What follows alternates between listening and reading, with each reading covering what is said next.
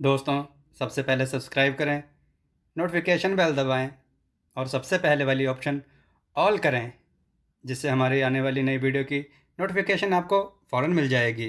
जय श्री राम भक्तों।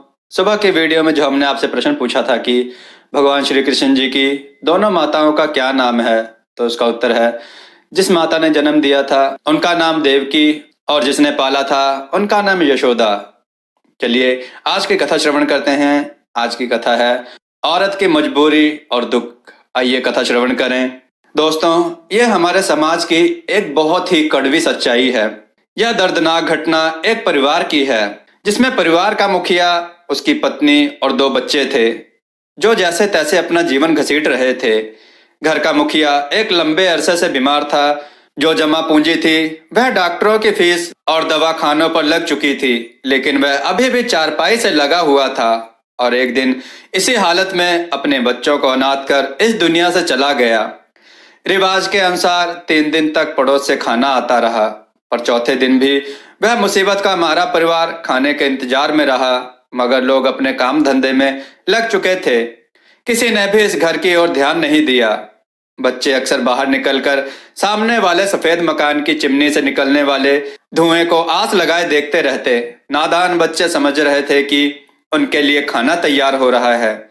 जब भी कुछ कदमों की आहट आती, उन्हें लगता कोई खाने की थाली लेकर आ रहा है, मगर कभी भी उनके दरवाजे पर दस्तक तक नहीं हुई।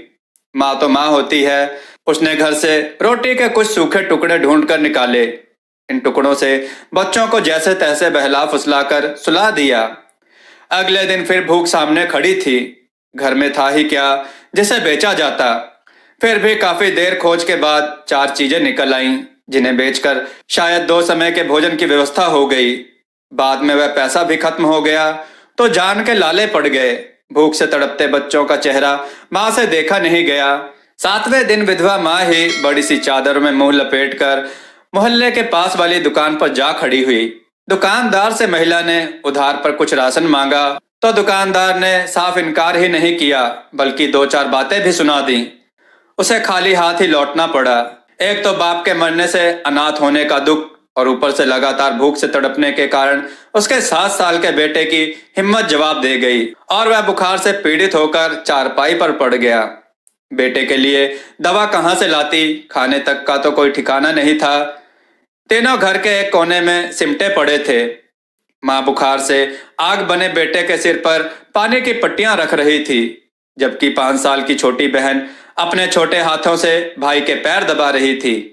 अचानक वह उठी, माँ के कान में मुंह लगाकर बोली, माँ भैया कब मरेंगे।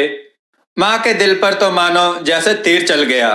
तड़प कर उसे छाती से लिपटा लिया और पूछा, मेरी बच्ची तुम यह क्या कह रही हो। बच्ची मासूमियत से बोली, हाँ माँ, भाई मरेगा तो लोग खाना देने आएंगे ना। दोस्तों, ऐसी कहानियां सुनने के बाद आंखें भर आती हैं।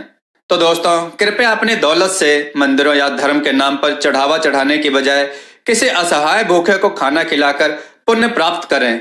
भगवान भी आपसे बहुत खुश होंगे। दोस्तों, आपको यह कथा कैसी लगी, अपने विचार और सुझाव कमेंट में जरूर दें। हमारी कथाओं को लाइक करें, हमारे चैनल को सब्सक्राइब करना ना भूलें। हमारी कथाओं को शेयर जरूर करें, जिससे लोगों को अच्छा ज्ञान प्राप्त हो। जय श्री राम भक्तों।